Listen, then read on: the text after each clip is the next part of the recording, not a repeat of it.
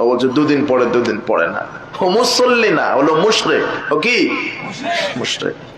আল আহাদুল্লাযী বাইনানা ওয়া বাইনাহুমুস সালাত। রাসূল বলছেন আমাদের মধ্যে আর কাফের মুশরিকের মধ্যে আল্লাহ ওয়াদা দিয়েছেন ফাইযা তারাকাহা ফাকাত কাফারা, যে ব্যক্তি সালাত ছেড়ে দিল সে কি হয়ে গেল? কাফের। বাইনাল আবদি ওয়া বাইনাল কুফরি তারকুস সালাত। মুসলিম আর কাফেরের মধ্যে পার্থক্য হচ্ছে সালাত।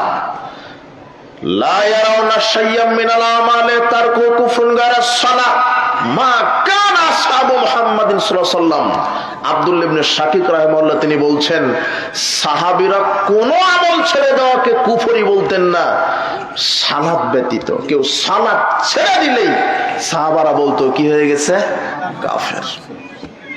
এটা সাহাবীদের ফতোয়া, যে ছেড়ে দেয় ইচ্ছাকৃতভাবে ও কাফের। ইবনে মাজার 1080 নম্বর হাদিসে বলছে